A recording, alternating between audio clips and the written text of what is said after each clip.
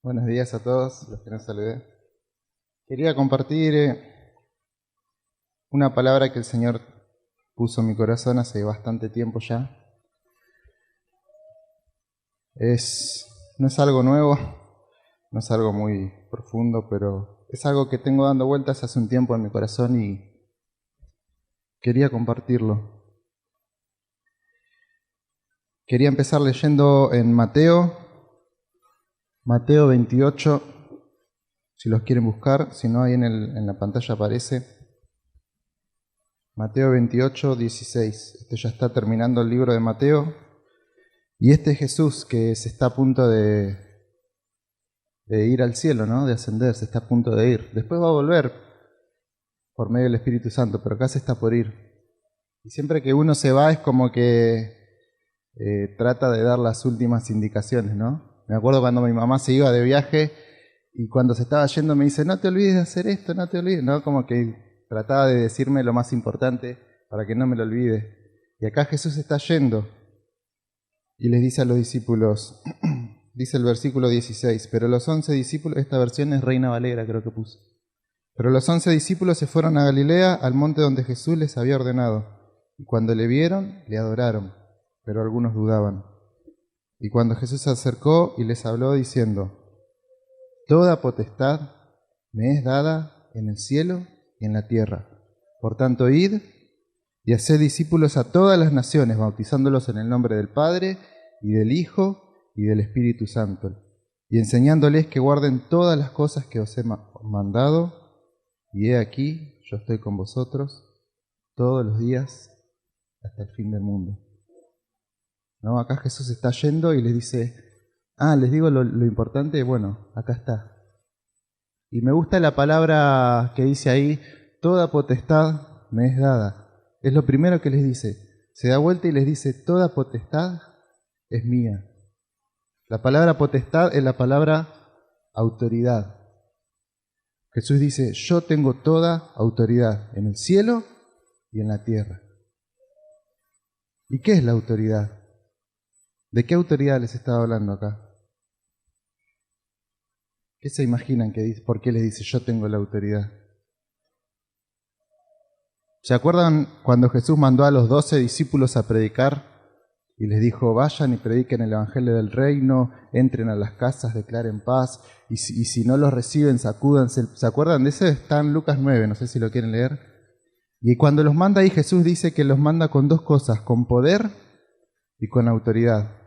Dos cosas le da, poder y autoridad. Y hay una diferencia entre poder y autoridad. Poder es fácil, poder es la capacidad que uno tiene de hacer algo. Por ejemplo, si yo les digo, no sé, para abrir esa puerta, ustedes tienen que girar el picaporte y empujarla, ¿no? ¿Cuántos tienen el poder para abrir la puerta? ¿Cuántos tienen el poder? Todos. Ahora, si la puerta está con llave, no todos tienen el poder. O sea, todos tienen el poder, pero no todos tienen la autoridad para abrirla. ¿Se dan cuenta? ¿Por qué? Porque no todos tienen la llave. Jesús nos da el poder y la autoridad. Nos da el poder para hacer algo y nos da la llave. ¿Estamos de acuerdo? Ahora el poder es, Pablo dice en Romanos, no me avergüenzo del Evangelio, ¿por qué? Poder, ¿qué es el Evangelio? Poder, el Evangelio es en sí mismo poder de Dios para salvación. El Evangelio es poder de Dios. ¿Y qué es el Evangelio? ¿Qué significa la palabra Evangelio? Las buenas noticias, la salvación. El Evangelio, y hay en griego, no sé por qué, pero en griego dice el Evangelio de Jesucristo, no sé por qué no lo tradujeron, pero Pablo dice, no me avergüenzo del Evangelio de Jesucristo, porque el Evangelio de Jesucristo es poder de Dios, no es que tiene poder, es poder de Dios. Ahora yo les hago una pregunta, ¿cuántos de ustedes acá aceptaron el Evangelio? ¿Cuántos aceptaron a Jesús en su vida? A ver, levanten la mano. ¿Todos? ¿Hay alguno que no haya aceptado a Jesús en su vida? ¿Saben qué tienen ustedes? ¿Qué tienen? El poder de Dios. Porque el Evangelio es poder de Dios. Cuando yo acepto el Evangelio, cuando acepto a Jesús en mi vida, tengo automáticamente en mi vida el poder de Dios. Como decía el otro día Osvaldo, cuando el Espíritu Santo viene, es Dios mismo que habita en nosotros. Entonces tenemos en nosotros el poder de Dios. ¿Estamos de acuerdo? Ahora el tema no es el poder, el tema es la autoridad. Todo el que cree tiene poder, pero no todos tienen autoridad. Ahora Jesús, ¿saben quién tiene autoridad? Jesús se da media vuelta y les dice, yo tengo toda autoridad, es mía, me pertenece. Todos ustedes tienen poder porque creen, pero yo tengo la autoridad. Y ahora yo se las quiero transmitir a ustedes. Yo le quiero dar la llave de la puerta para que salgan. ¿Cómo? Así como dice a continuación. Por tanto, id y haced, ¿qué? ¿Saben quién tiene autoridad? ¿Saben quién tiene autoridad? Los discípulos.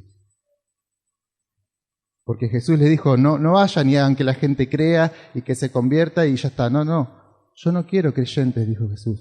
Sí, está bien, que crean está bueno, pero ese es el primer paso. Pero yo quiero discípulos, yo quiero un compromiso mayor. No quiero que la gente simplemente crea, no quiero que la gente simplemente venga y se siente y cante y la pase un lindo momento y nos vemos el domingo que viene. No, yo quiero un compromiso mayor, yo quiero discípulos, porque yo les doy mi autoridad a mis discípulos. ¿Estamos de acuerdo? Entonces, yo dije, bueno, Señor, yo quiero ser un discípulo. No quiero creer simplemente. No quiero seguirte por lo que vos hacés. Yo quiero ser un discípulo. Yo quiero un compromiso mayor con vos. Entonces, el Señor me fue dando algunos tips que les quiero compartir de lo que me dijo a mí, ¿no? Que es ser un discípulo. No les voy a dar un estudio muy amplio de lo que es un discipulado. Si quieren saber bien lo que es un discipulado, pueden hablar con los pastores, con los ancianos, Mario y Lidia. Pueden venir los jueves, que acá los jueves yo cada vez que puedo vengo, pero Carlitos nos enseña bien lo que es una vida de discipulado, ¿no? Pero quiero compartirles simplemente algunos puntos que el Señor me dio, que evidentemente, bueno, estaba yo medio flojo en su momento. Y son algunas cosas que estuve viendo. Primeramente, la palabra discípulo que usa acá Jesús, en griego significa, es la palabra esa que está ahí, mateteuo, creo que se dice así, no sé cómo se dice. Significa simplemente alguien que sigue los pasos del maestro y lo imita en todo lo que hace, ¿no? Alguien que sigue al maestro a donde va. Si el maestro va para allá, yo voy para allá. Si el maestro se agacha, yo me agacho. Si el maestro salta, ¿no? Alguien que es como la palabra, es como hacerle mímica, es como imitar a alguien, ¿no? Esa es la palabra. Hacer lo que el maestro hace. O hacer lo que el maestro me dice que haga. Si el maestro me dice que vaya para allá, yo no voy para el otro lado. Entonces, un discípulo primeramente es aquel que sigue al maestro, que lo imita en todo lo que hace. Lucas 14, versículo 25 y 26.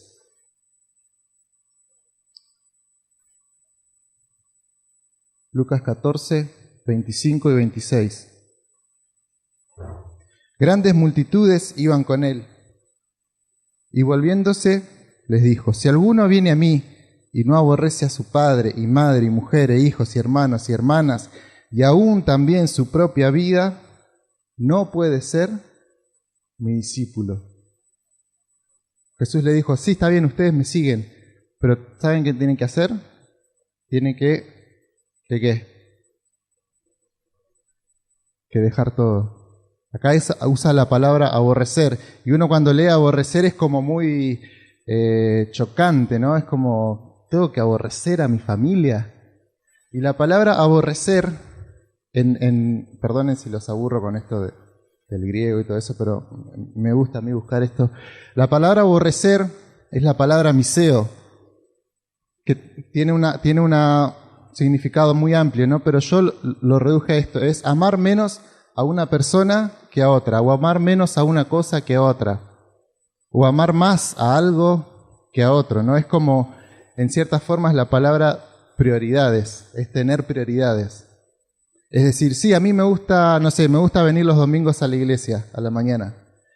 Pero si está lindo, estaría para ir al lago, ¿no? Pero no lo hago, ¿por qué? Me gusta hacerlo, pero mi prioridad es ir a la iglesia. Y por ir a la iglesia no estoy aborreciendo ir al lago, simplemente que estoy teniendo prioridades, ¿no? Esa es la palabra, prioridad. La palabra que usa acá Jesús es tener prioridades. Si ustedes me quieren seguir, está bien, pueden querer a sus padres, pueden amar a su familia, pero su prioridad tengo que ser yo. Su prioridad tiene que ser el reino de Dios. Entonces, un discípulo es aquel que su prioridad es el reino de Dios. Jesús dice en otro pasaje, perdónenme que me estoy quedando sin... Jesús dice en otro pasaje, busquen primeramente, ¿qué? El reino de Dios y su justicia. No dice busquen únicamente, dicen busquen primeramente. O sea, lo otro lo pueden buscar, lo pueden querer, pero primero tienen que buscar el reino de Dios y su justicia. Lo primero es ¿cuántos saben el Padre Nuestro? ¿Cuántos saben la oración del Padre Nuestro? ¿Sí? ¿Qué es lo primero que Jesús le pide al Padre en la oración? ¿Cuál es la primera petición que Jesús hace en la oración? Venga tu reino. Jesús, como primera petición yo te pido, venga tu reino. ¿Cuántos oran así? ¿Cuántos se sientan a orar y le dicen, Señor, lo primero que te pido es, venga tu reino? Yo no. Yo me siento y, como decía Lidia la otra vez, ¿no? Nos sentamos con una listita de peticiones, como cuando vamos al supermercado. Señor, necesito esto, necesito lo otro, por favor, ayúdame, manifestá tu poder en estas... Señor, lo primero que te pido es, venga tu reino. Venga tu reino a mi vida, venga tu reino a mi mente, venga tu reino a mis ojos, venga tu reino a mi boca, que todo lo que yo hablo, Señor, sea una manifestación de tu reino. Cuando me junto a comer con mis amigos, Señor, que tu reino se manifieste en lo que digo. Señor, que tu reino se manifieste en mi corazón, en lo que miro. Señor, venga tu reino a mi familia, venga tu reino a mi iglesia, Señor, venga, Señor, como primera petición, venga tu reino. Cuando se sienten a orar, acuérdense lo primero, Señor, lo primero que te pido, venga tu reino. Amén. Entonces, un discípulo es aquel que primeramente sigue a Jesús y que su prioridad es el reino de Dios. Amén. ¿Estamos de acuerdo?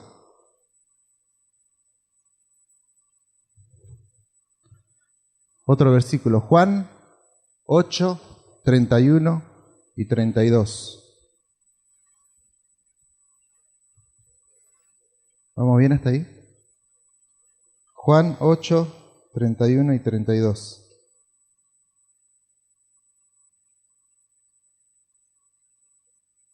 Repito, esto no es un estudio de lo que es un discipulado, ¿no? Simplemente es algo que el Señor me fue marcando en mi vida. Dijo entonces Jesús a los judíos que habían creído en Él: si vosotros permaneciereis en mi palabra, seréis verdaderamente mis discípulos y conoceréis la verdad, y la verdad os hará libres. Jesús acá le está hablando, no le está hablando a gentiles, no le está hablando a gente que desconocía, le está hablando a judíos.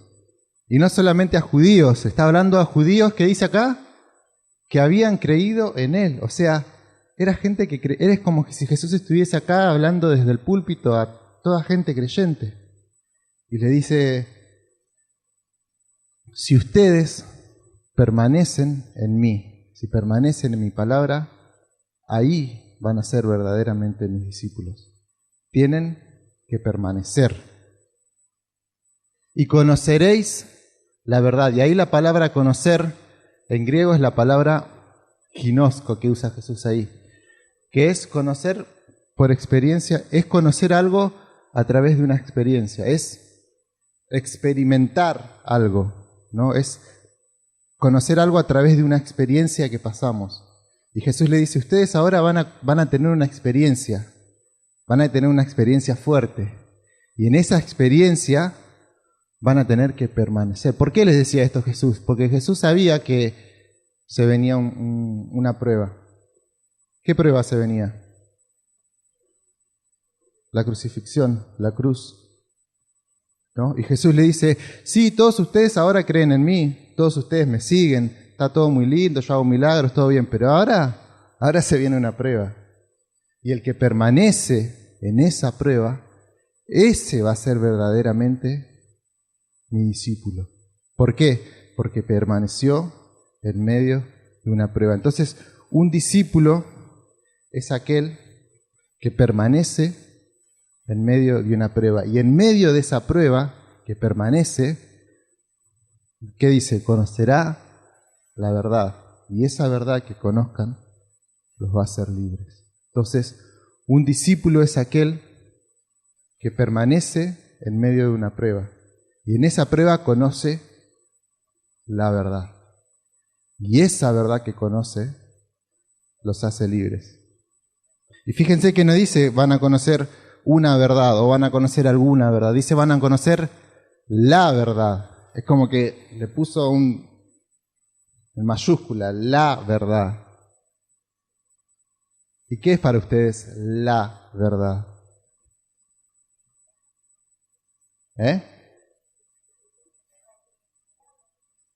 ¿Qué dijo Carlito? Mirá. Me lo spoileó.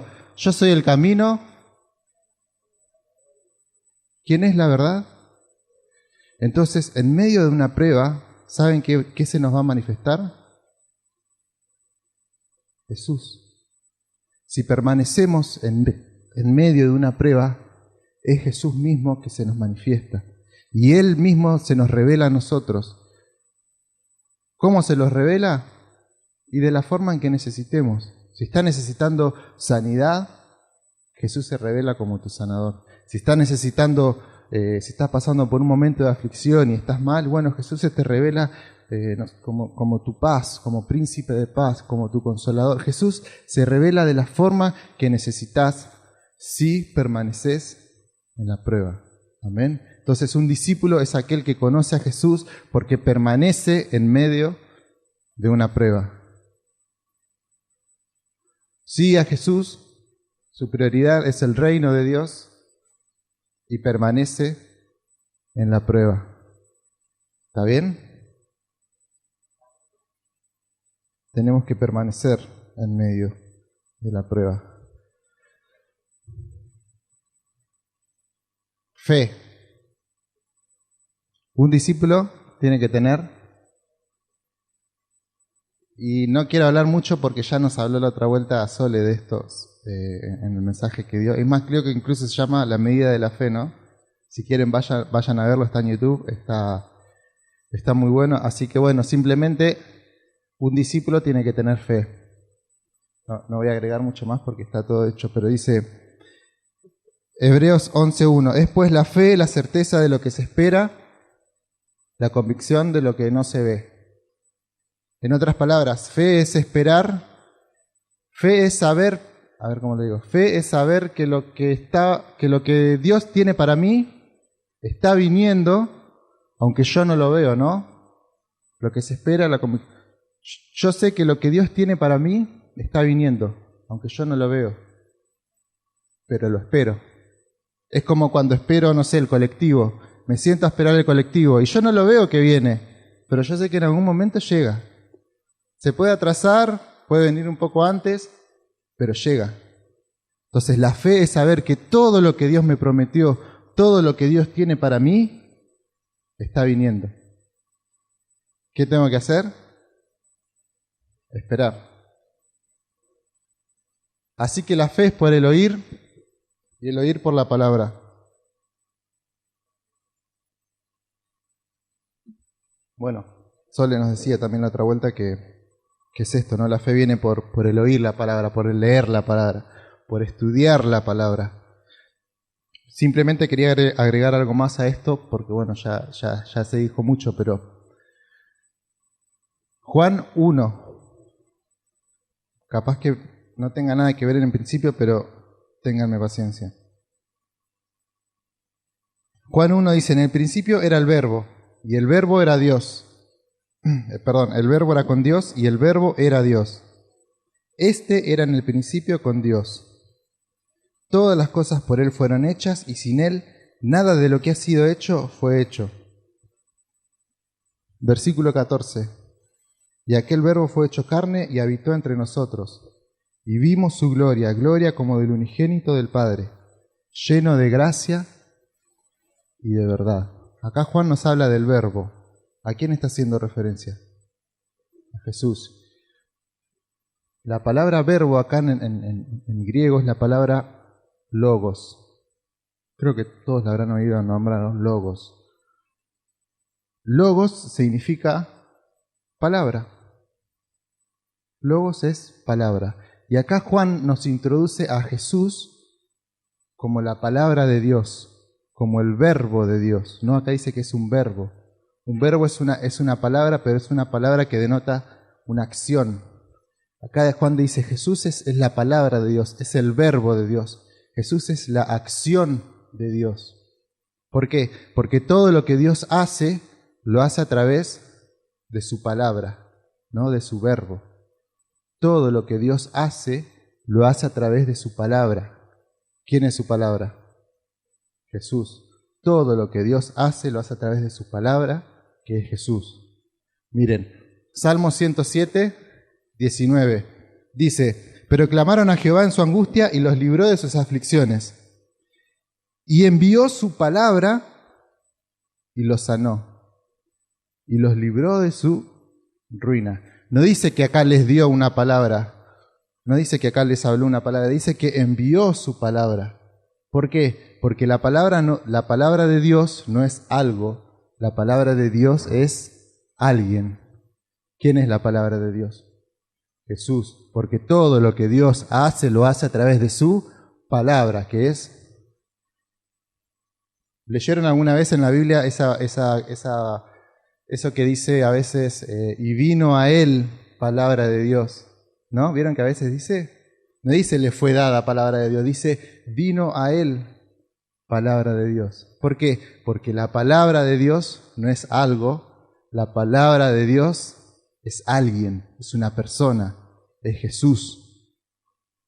Génesis 1 dice que la tierra estaba toda desordenada y vacía, y no dice Dios hizo la luz, dice, ¿y Dios qué? Y Dios dijo, sea la luz, porque todo lo que Dios hace, lo hace a través de... ¿Y quién es la palabra de Dios? Todo lo que Dios hace, lo hace a través de su palabra, que es Jesús. Jesús es la palabra de Dios. Jesús es... A ver, repitan conmigo. Jesús es la palabra de Dios. ¿Está bien? ¿Quién es la palabra de Dios? Vamos a leer de nuevo Romanos. Así que la fe es por el oír. ¿Y el oír? ¿Quién es la palabra de Dios? Se los digo, la fe viene por escuchar lo que Jesús está diciendo sobre tu vida. Porque Jesús es la palabra de Dios. Otra vez, la fe viene por escuchar lo que Jesús está diciendo sobre tu vida. ¿Amén? ¿A quién estás escuchando? ¿Estás escuchando a los noticieros? ¿Estás escuchando las redes sociales? ¿Estás escuchando a lo que te dice la gente alrededor que te da miedo? La fe viene cuando bajamos un poco el volumen a todo lo demás y escuchamos lo que Jesús nos dice. Señor, ¿qué es lo que vos me querés decir en esta situación? Me acuerdo cuando vinimos de Buenos Aires con mi familia, y vinimos ya con un plan armado, ¿no? Vinimos con una listita incluso de las prioridades. Primero encontrar trabajo, después encontrar iglesia, después encontrar, ¿no? Casa, después... Teníamos todo así en orden. No lo habíamos escrito, pero lo teníamos pensado. Llegamos, cuarentena. 15 días encerrados. Bueno, se atrasó un poco el plan. Esos 15 días se hicieron 30, se hicieron 45. Y bueno, todos saben, ¿no?, lo que pasó.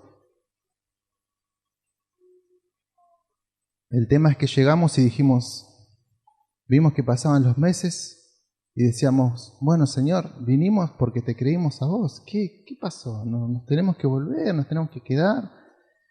Hasta que hicieron 4, 5, 6 meses y en un momento, bueno, ya está, se me acabó la plata, no tengo dónde ir, no tengo trabajo, me tengo que volver a Buenos Aires.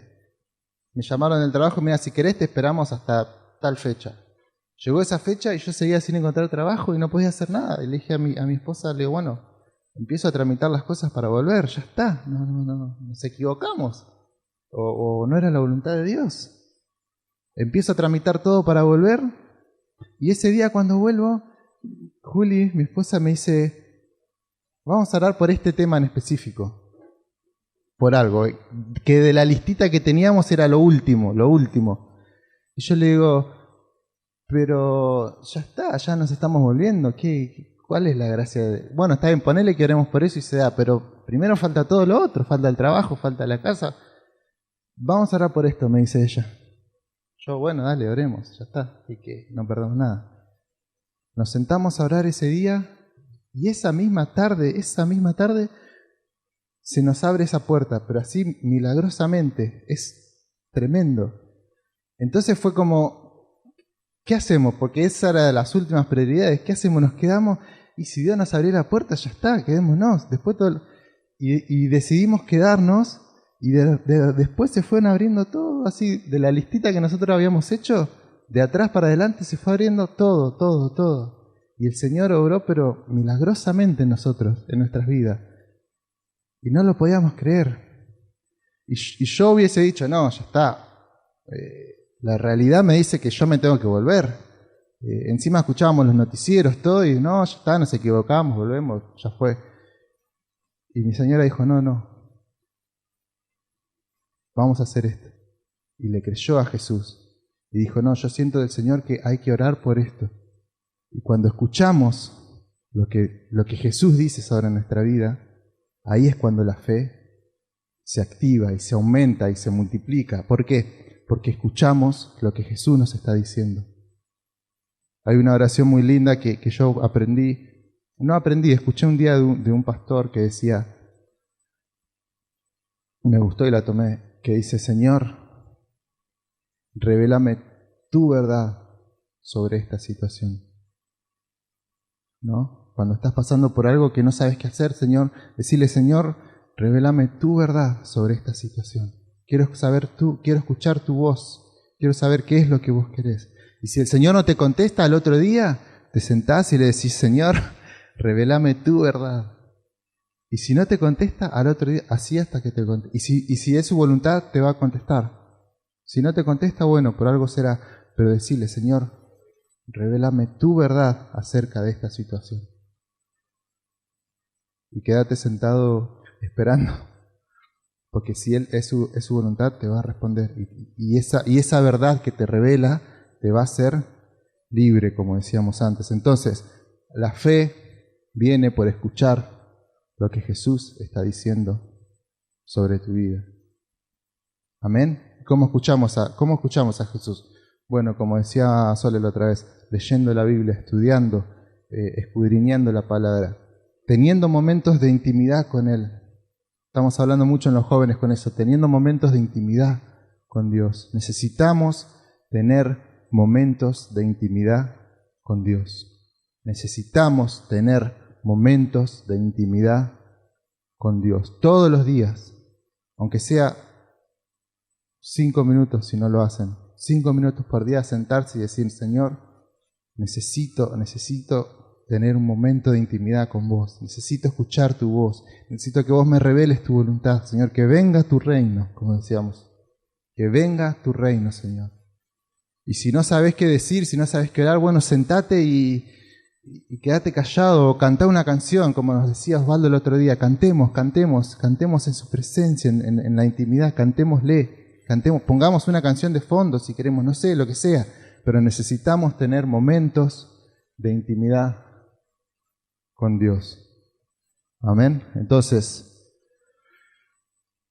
repasamos. Un discípulo es aquel que sigue a Jesús, que tiene como prioridad el reino de Dios, que permanece en la prueba, que tiene fe y que escucha a Jesús, porque la fe viene por escuchar.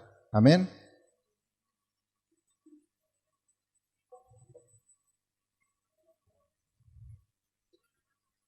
Marcos 12, del 28 al 31.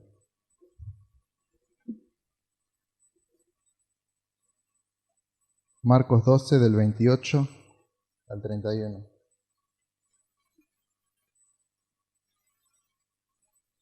Acercándose uno de los escribas, que los había oído disputar y sabía que les había respondido bien, le preguntó, ¿cuál es el primer mandamiento de todos? Jesús le respondió, el primer mandamiento de todos es, oye Israel, el Señor nuestro Dios, el Señor uno es. ¿Así dice? Está bien. Y amarás al Señor tu Dios con todo tu corazón y con toda tu alma y con toda tu mente y con todas tus fuerzas. Este es el principal mandamiento. Y el segundo es semejante. Amarás a tu prójimo como a ti mismo. No hay otro mandamiento mayor que estos. Acá Jesús está hablando de qué. ¿De qué habla acá? De amar, del amor, ¿no? Amarás al Señor tu Dios con todo tu corazón. Yo creo que, no me fijé, la verdad que no, pero creo que en los 10 mandamientos no está esto que dice Jesús acá, ¿no?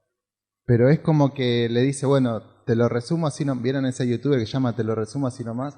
Bueno, te lo resumo así nomás. Bueno, mirá, amarás al Señor con todo tu corazón, con toda tu alma, con todas tus fuerzas y amarás a tu prójimo como a ti mismo. Entonces, un discípulo es aquel que ama a Dios con todo su ser y que ama a sus hermanos, a su prójimo, ¿no? Entonces, un discípulo es aquel que ama. Dice Juan 13, un mandamiento nuevo os doy, que os améis unos a otros como yo os he amado, que también os améis unos a otros. En esto conocerán todos que sois mis discípulos, si tuviereis amor los unos con los otros. O sea, en esto la gente se va a dar cuenta visiblemente de que somos discípulos. ¿Cómo? ¿Cómo? Si nos amamos, esa es una buena señal de que somos discípulos. Si nos amamos los unos a los otros. Entonces, un discípulo es aquel que ama a Jesús y que ama a su prójimo. Esta imagen es muy conocida. Carlitos también nos hablaba un poco el otro día de esto. Juan 21:9. Este es un Jesús resucitado, ¿no? Que manda a sus discípulos, o sea, después de que Jesús resucitó y se les fue apareciendo, esta es una de esas veces. Manda a sus discípulos a que lo esperen y se juntan y no aparece Jesús, o lo están esperando todavía, se hace de noche, se van a pescar y cuando vuelven se encuentran a Jesús que los está esperando, ¿no? en la orilla está haciendo, bueno, dice, al descender a tierra, vieron brasas puestas y un pez encima de ellas, y pan. Jesús les dijo, traed de los peces que acabáis de pescar. Versículo 15, me adelanto. Cuando hubieron comido, Jesús le dijo a Simón Pedro, Simón, hijo de Jonás, ¿me amas más que a estos? Le respondió, sí, Señor, tú sabes que te amo. Él le dijo, apacienta mis corderos. Volvió a decirle la segunda vez, Simón, hijo de Jonás, ¿me amas? Pedro le respondió, sí, Señor, tú sabes que te amo. Le dijo, pastorea mis ovejas. Le dijo la tercera vez, Simón, hijo de Jonás, ¿me amas? Pedro se entristeció de que le dijese la tercera vez, ¿me amas? Y le respondió, Señor, tú lo sabes todo, tú sabes que te amo. Jesús le dijo, apacienta mis ovejas. Este es un episodio muy lindo de cuando Jesús restauró a Pedro, ¿no? Porque Pedro lo había negado 3 veces. Lo había negado 3 veces. Y Jesús acá hay un juego muy lindo de palabras en la palabra amor, en griego, ¿no? Hay un juego de palabras que, bueno, ahora no lo voy a explicar porque si no se va a extender mucho, pero Jesús acá es como que le da esa oportunidad de nuevo a Pedro, ¿no? De decir, me negaste 3 veces, bueno, ahora me vas a decir 3 veces que nada más. Pero puse los primeros 2 versículos porque dice, al descender a tierra, vieron brasas. Y me llama la atención por qué pone la expresión esa, ¿no? Vieron brasas. Y acá, en esa palabra brasas, en griego es la palabra antraquía, que significa eso, significa un fuego con brasas. Significa un fueguito cuando uno hace un asado, ¿no? Es eso mismo. Y es algo común, que no nos llama la atención, pero lo interesante de esto es que hay solamente dos veces en el Nuevo Testamento en el cual se dice esta palabra, antraquía, que es fuego con brasas. Hay solamente 2 veces en la cual en el Nuevo Testamento aparece. Una vez es esta la que leímos recién. La segunda vez, ¿les digo cuál es? La segunda vez, miren, acá no sé si se llega a ver. Allá atrás, el de rojo, entre las columnas, está Jesús. ¿Lo ven? Este yo calculo que es Pedro. Y ahí hay un fueguito, ¿no? Fueguito con brasas. Ahí se están llevando a Jesús preso. Juan 18:15. Y seguían a Jesús Simón Pedro y otro discípulo. Y este discípulo era conocido del sumo sacerdote. Y entró con Jesús al patio del sumo sacerdote. Mas Pedro estaba fuera a la puerta. Salió pues el discípulo que era conocido del sumo sacerdote y habló a la portera e hizo entrar a Pedro. Entonces la criada portera dijo a Pedro, ¿no eres tú también de los discípulos de este hombre? Dijo él, no lo soy. Y estaban en pie los siervos y los alguaciles que habían encendido un fuego. Y ahí está la palabra. Habían encendido fuego porque hacía frío y se calentaban, y también con ellos estaba Pedro en pie calentándose. Esta es la segunda vez que aparece esta palabra fuego con brasas, ¿no? ¿Cuándo fue? Cuando Pedro negó a Jesús, ¿no? Y yo me imagino que Pedro negó a Jesús ahí calentándose las manitos con las brasas. Y la Biblia no lo dice, pero yo me imagino que Pedro cada vez que veía un fueguito ahí con brasas decía, ay, me hace acordar a cuando me la mandé, ¿no? Entonces cada vez que veía ese fuego con brasas decía, ah, esto me hace acordar a cuando negué a Jesús. Entonces, ahora viene Jesús, los espera en la playa y le arma a Pedro el mismo escenario, ¿no? No sé si quieren, ya vamos terminando, pasar. Viene Jesús y le arma a Pedro el mismo escenario, ¿no? Le pone el fueguito, las brasas ahí para que se caliente las manos. Y en ese escenario en el cual Pedro le hacía recordar a la vez que había traicionado a Jesús, Ahora Jesús le arma el mismo escenario y le dice, Pedro, ¿te acordás de este escenario? Sí, bueno, ahora en este escenario no va a ser un memorial de tu caída. Ahora este escenario va a ser el memorial de cuando yo te restauré, de cuando fuiste restaurado por mi amor, de cuando yo restauré tu vida. Porque ante este fuego con brasas vos me negaste. Bueno, ahora ante este fuego con brasas vos me vas a declarar que me amás. Y yo voy a restaurar tu vida y voy a restaurar tus pensamientos. Fíjense que Pedro en todas las cartas que escribe, en ningún momento se ve un hilo de culpa o algo, o de resentimiento o algo por lo que había hecho a Jesús. No. ¿Por qué? Porque Jesús lo restauró completamente y usó ese mismo escenario que era el memorial de la caída de Pedro, ese mismo escenario lo usó para restaurarlo. Lo usó para restaurarlo. ¿Por qué? Porque Él restaura a sus discípulos. Bueno, se fue. Él restaura a sus discípulos.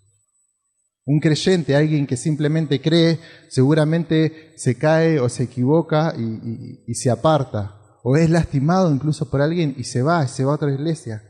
Pero un discípulo es restaurado por Dios. Un discípulo es restaurado por Dios. No, ya está, si querés no. Y Dios hoy nos quiere restaurar. Yo te invito a que te pongas de pie y mientras cantamos y después seguramente el pastor ora. Así como Pedro, que cada vez que veía ese fuego con brasas hacía recordar a cuando él había caído, y que Jesús después usa esa situación para restaurarlo, te invito a que pienses y traigas a tu memoria, a tu corazón, esa situación que te hace recordar de tu caída, esa situación que te hace recordar cuando te equivocaste o cuando le fallaste a Dios, o esa situación que te hace recordar cuando te lastimaron, y vos te acordás de eso y ves ese lugar o un objeto, algo que decís, esto me hace mal. Y seguramente Dios nos hace revivir situaciones, nos hace pasar de nuevo por cosas que nos pasaron antes y nos equivocamos, o nos hace vivir situaciones en las cuales antes nos lastimaron, no para que nos pase lo mismo, sino porque Él nos quiere restaurar a través de esa situación. Él quiere usar esa situación para restaurarnos.